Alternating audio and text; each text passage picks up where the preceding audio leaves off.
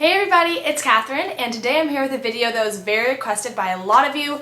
I talk about my experience and what I'm involved in college quite a bit, and a lot of you want to know more about that, how to get involved, how to stay involved, what to be involved in. I have a good source of knowledge and all of that. That being said, I am going to talk a lot about all of this so that I can help you out to the greatest extent. I will have like a little table of contents in the description box if you want to skip around to see me talk about just about tour guiding or just about like the involvement fair or things like that. If you don't want to, stick around for the entire portion of the video, I totally get it. That being said, this will be about how to get involved in college. I am second semester freshman, and I think I'm involved in like 4 or 5, maybe 6 different groups here on campus, and it's a really, really fulfilling, great thing to do. It's the point of college.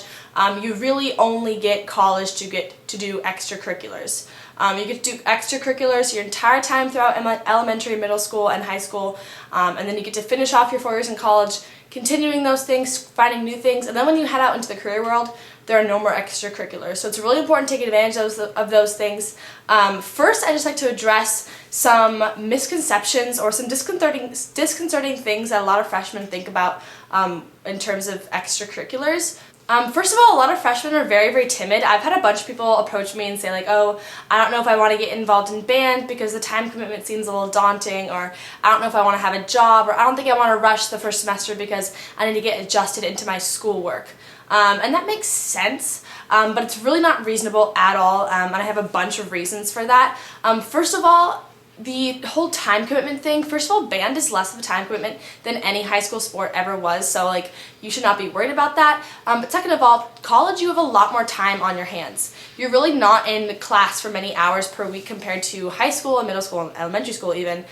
So you really have a lot of time to fill up, and if you don't do so, you're probably going to squander it and waste your time around and not really achieve anything. So it's important to have those extracurriculars or clubs or sports or anything to keep yourself grounded, because if I knew I had marching band practice every Tuesday, Thursday, Friday from 3:45 to 5:45, I could better plan around that, and it would force me to get my work done before that. It actually makes you more scheduled, and having something consistent like that in a time where there's really not a lot of consistency with your schedule because you have a lot of empty hours per day, that's something that's really important. Second, a lot of you asked a lot about how to make friends in college and how to find the right friend group, how I adjusted to it, and I attribute a lot of that to the groups I was involved in. For example, band, I was here a week early for band camp, so basically during welcome week when everyone else is acquainting themselves with who they're living around and who maybe they'll be eventually taking classes with, I was really getting situated into the atmosphere and culture of band. So I was surrounding myself with upperclassmen and freshmen, people that could really give me advice about what to do for that first semester. They really helped me get acclimated to the environment, and the important thing about extracurriculars is that they force you to be around certain people. During the first month of college, you're going to meet a lot of people in the dining hall or just, in the elevator. And while you might think that they may be really cool, you might even exchange numbers even though you've only met them once. You're really not going to be able to see them again and keep a consistent friendship going unless there's something tying you together, like going to marching band practice every day, or going to that club on a Tuesday night, or rehearsals for a cappella every single Thursday. Those things are the reason you become close to people, is because you're literally committed to that friendship by being with them every single day. And don't get me wrong, there are people that you will see regardless of whether you have anything in common with in terms of your schedule, but having something in your schedule that's the same for both of you just makes it so much easier on you to make friends, I guarantee you.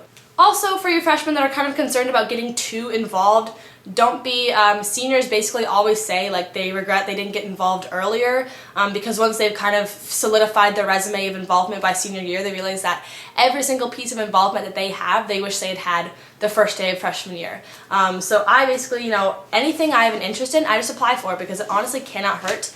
There's a quote right here actually on my wall. It's from Tina Fey, and it says, "Say yes and you'll figure it out afterwards." I preach that, I live by that. Just try to go out for everything, and whatever you get accepted into, just go for it. I honestly think you'll be able to schedule around it and figure out your time management a lot better with it, especially considering that after you graduate from college and you're in the real world, you're gonna have to balance your family with your work, with your other commitments, and it's just so important to learn how to time manage. And if you have schedules surrounding extracurriculars, it's way easier. One more reason for you kids that really don't want to get involved too much your first semester. A lot of people worry about that transition and making sure they get all their work done to make sure they get acclimated to schoolwork.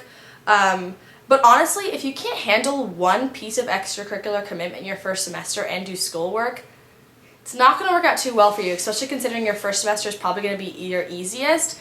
And as your work gets harder, it's important to learn how to balance those two things when your work is easier. So if you have like 3 extracurriculars and your course load, and then as soon as your course load bumps up, you'll know that like you can handle it because you've been balancing these two things. So it's important to get that started early so that you're not adding extracurriculars when you don't know how to handle the increased rigor in your coursework, if that makes sense.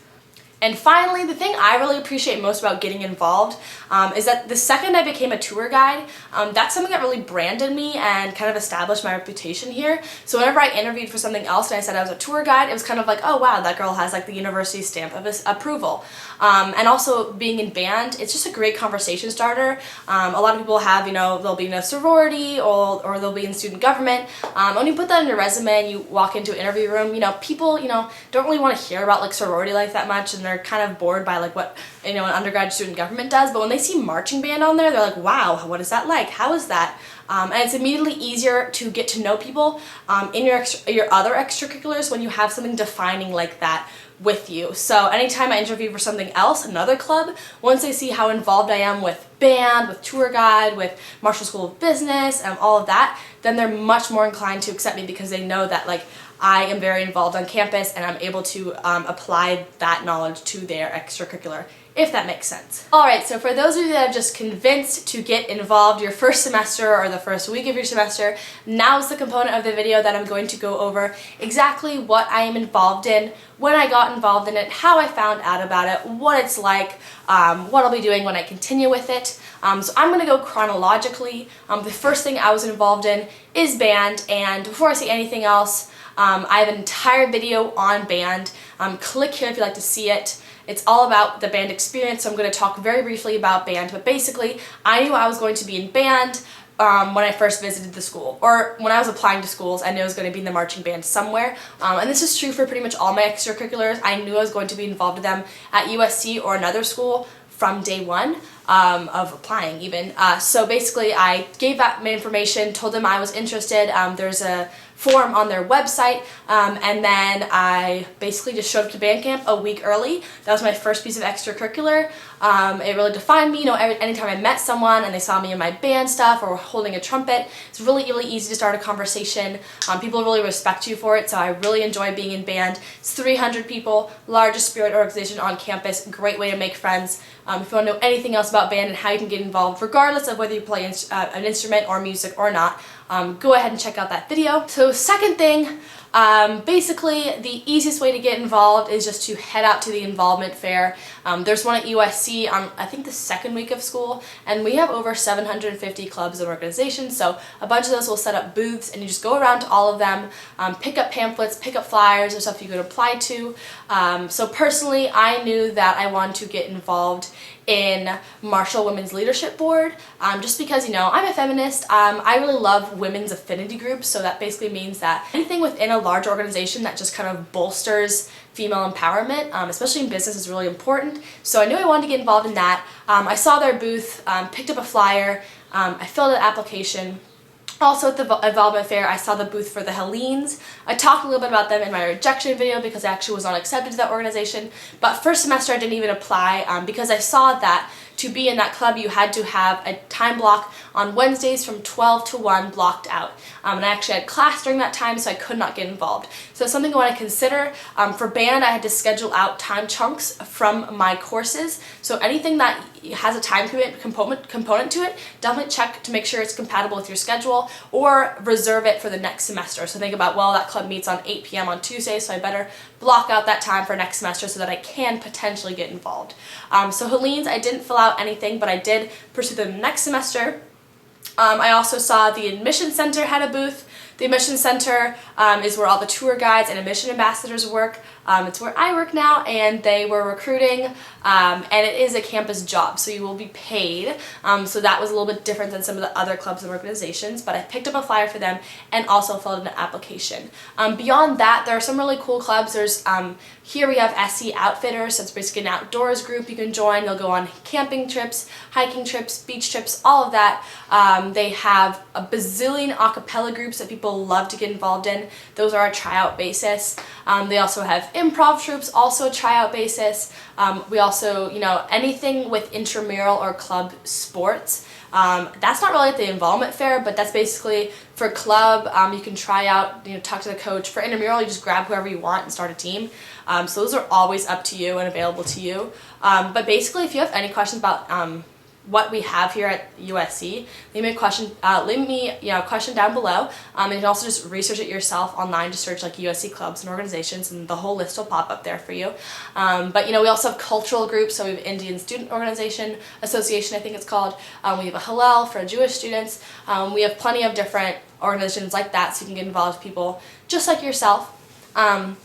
So going back to that, the next thing I joined after marching band, I filled out an application for Marshall Women's Leadership Board. I basically typed in essay question responses, sent that in.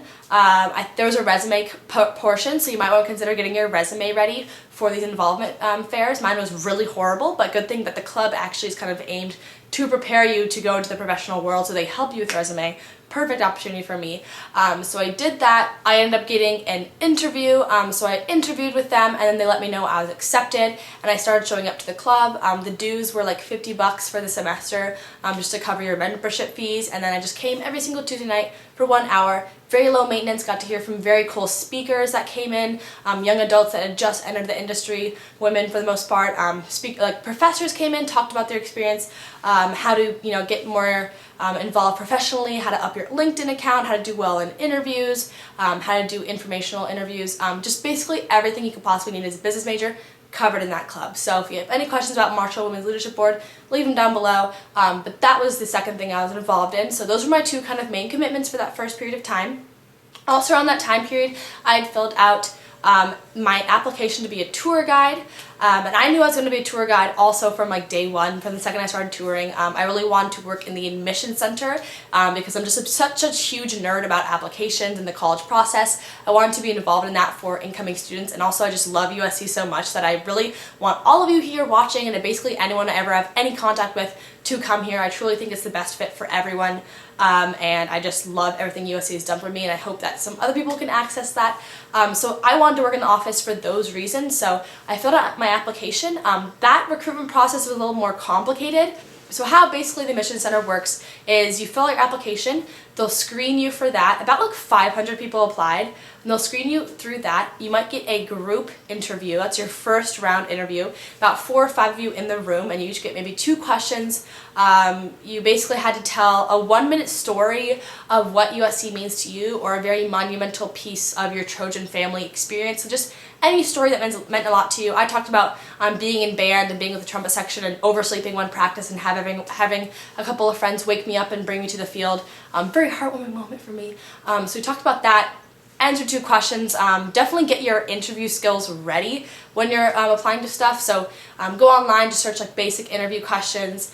Talk to other people in the organization. I didn't have any people that I knew from Marshall Women's Leadership Board that were already in it to talk to, so I couldn't do that. Luckily, I was accepted anyway. For the admission center, I didn't know anyone in the admission center either. A lot of people do, so they'll ask them, what's some things they're looking for, what are some potential questions, that way they can prepare. My friend Joelle also applied, and so when she went into her first round interview, first I kind of asked her, like, what are some questions I should practice? She gave me a few of those, and it might seem like it's kind of cheating to know what they're going to ask you ahead of time, but honestly, everyone's doing that, and if you can get a leg up in any way, I suggest you do so. Networking is really, really important, so go for it. So basically I had a couple of those questions prepared. What is professionalism? How would you handle this situation being on a tour? What are you passionate about? If you could change one thing about USC, what would you change? Things like that, all asked of me. And then the people that made it through that group interview round, they made it into a second round interview, which was just you and a panel of people from the admission center. They're asking kind of similar questions about yourself. And if they think you're qualified for the job and they think you're a good match, they'll actually give you a phone call, let you know that you've been hired if you choose to accept the position.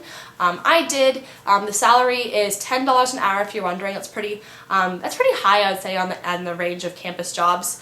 And this position is work study or not, depending on what your situation is. So yes, so once I was hired, from that point on, it was 15 weeks of training. There were about 50 of us hired at that point. And so we all met for 3 hours every single Friday and got presentations from all the different departments on campus, so anything from gerontology to theater to cinema to business to engineering. And then we also got presentations from like the athletics department, the housing department, the food department, all of that, hospitality, so that way we're really well versed in the knowledge we're going to give on our tours. Also during that time we were matched with my big's name is Jack. Hi Jack, if you're watching. So you get paired with someone that's an older tour guide, been through it before. They help you really master your skills, they get to know you better, and eventually you'll start working on a script, which is going to be like 35 pages of everything you'd possibly say on your tour. So it's going to be longer than a tour would usually be. Our tours are typically 90 minutes per prospective students. And then at the end of that 15-week process, you not only take a written final of all the information you learned. You have quizzes every single week. At the end of the year, we're quizzed on everything together in a final that can take up to like 5 hours, which it didn't for me. Hopefully you'll pass that final above 80%.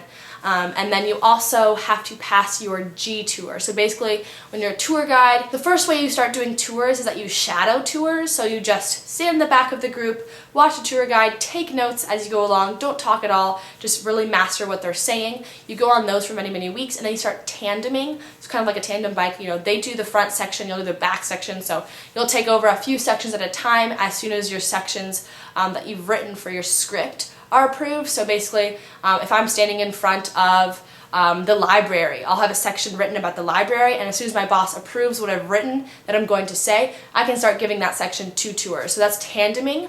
That goes on for a few weeks, and then eventually you'll have your entire script approved. You can give your own tour, and you'll get a T for being able to, fully tandem, like give your entire thing. And then to get the G part of your tour guide, TG, you have to give basically like a 2.5 hour long one-on-one tour to your boss, proving that you know everything, you can handle all the tough questions, you maintain your professionalism, you can walk backwards okay, and once you're passed on that, you can do whatever the heck you want. You're able to give your own tours, do all the normal stuff in the office, and you're completely cleared to be a tour guide. And during that entire process you're paid, but you do not get hired in the admission center until like mid-October. So you're kind of in limbo for the first 2 months. If you want a job earlier than that, you can definitely do so. So that's pretty much all I'm going to cover about being a tour guide. There's a lot more details about it. It's a great family. I highly recommend you do it. If you're interested in other campus jobs, say you have work study in your financial aid package, you can also pursue jobs that way. Look online. There are a bunch of different avenues. You can work like in the lobby of your building. You can help with checking people's IDs. You can work in the bookstore. You can work in libraries. You can work in the ticket office. So that's how work study works. You don't have to have work study to work a campus job. You can also find other ways to do so. But that's a good way to get cash, easy money, and kind of supplement your college experience. I really appreciate it. Okay, so yeah, at that point I had marching band, Marshall Women's Leadership Board, and the admission center. So I had 3 things on my resume pretty much. At that point I decided I wanted to apply to Helenes because I had scheduled my course load, so I didn't have my Wednesdays full. So I applied to Helenes. Basically, they had a spring process. So for the admission center, you can't join in the spring. For marching band, you can't join in the spring. For Marshall Women's Leadership Board, you could join in the spring. So there's a difference between some clubs. Helenes, you could rush in the spring. So basically, I went to their information sessions, which is basically where you just get to hear about their organization, meet some of the girls, figure that out. They have that for pretty much every single club. And then I filled out the application online per the other clubs and submitted that. From there, they screened us, let some girls through, and then after that, I think how it worked was we went to a kind of like a scavenger hunt sort of deal together, and then we took a test. You had to learn a lot of facts about USC history. Luckily I was a tour guide, so I knew a lot of them already, and so you filled that out. If you passed with a 90% or above, you were on to the next round, which was interviews. So you're interviewed, just you and all of the executive board of Helenes, which is like 10 to 13 girls, I can't remember the exact number, and that was really intimidating. I didn't end up making it through that process, but they accept anywhere from like 18 to like 25 girls every single semester, so it's pretty selective. But basically, if you don't know what that organization is, Helenes are the official hostesses to the university. So it's an all-female organization. There's also a male kind of counterpart to it, but you are very, like, it's all about spirit, service, and sisterhood. So it's kind of like the climate of a sorority, with being very close and intermingled with your group there. But also, you are first row to all the athletic events, you know, front row at all the football games, cheering it on. You're just very spirited, and also you do a lot of community service, fundraisers and outreach and tutoring young women and everything. So it's a very, very fulfilling organization. Completely love it. It's pretty time consuming, and so I wasn't accepted. So it was a little bit of a bummer, but that was something I was considering getting involved in as well. After I was rejected from that, I decided I would apply to something else I was interested in, but I kind of chose, like, okay, I can either do Helenes or I can do this other thing, and I chose Helenes, didn't get it, so it allowed me to do this other thing, which I was happy about. It's called Society 53. Sounds very, very elite, and it is. But basically, it's 53 students from the campus. We are the executive group that controls all of the alumni-student relations. So we organize all those events for the students, do a lot of networking, bring in a lot of speakers. We basically just keep that Trojan family strong, and it's just 53 of us. So that process, again, I've said it a million times, but you fill out the application, go to an information session. After you fill out the application, if they accept you, you go into an interview, just you with the entire board. They interview you. If they like you, then you move on to the mixer component, where you're in a room with a bunch of people that are very, very high up in the university, a bunch of other people already in Society 53, a lot of people applying to be in it, and you're just mixing, networking, talking to people, making sure you have those skills so you can effectively do your job, or it's not really a job, but your position. And so I was accepted into that this semester, so I'm officially kind of a liaison to the Alumni Society here. So that was kind of my final piece of involvement. Basically, there's no limit to the amount of things you can get involved in, and honestly, if you feel like the time is too overwhelming, or you'd like to pursue a research position, or you'd like to pursue another class that's going to be too time consuming for you to get involved in something else, you can just drop something, honestly. Like, I personally don't like quitting, so I try to commit to everything I possibly can. All in all, up to you the level of involvement you have at your university. I am a very ambitious person. I really feel like I have a sense of belonging here when I'm leaving an impact on these different groups. It's also just a great way to get to meet people and truly surround yourself with people that are going to make you better, especially with the admission center, with Society 53, with that Marshall group. It's all people that are very high achieving, want to do more, want to be involved, and so that makes you really realize, okay, that person, they have a lot of knowledge about, you know, classes I should be taking next semester, and I trust them because they're involved in this group. They're meeting the standard of what this group is, so they must have valid knowledge. They can also help you with, like, internships. They can help you with advice for different events to go to on campus. Like, it's just such a great experience being involved on campus, and I'm going to miss it so much in college that I'm just trying to get my full experience of involvement here while I can. So I really hope this video helped you. I know it's just covered a lot, like I don't even know how long this is going to be, but I'm sorry if you're here throughout the whole thing. Just kudos to you.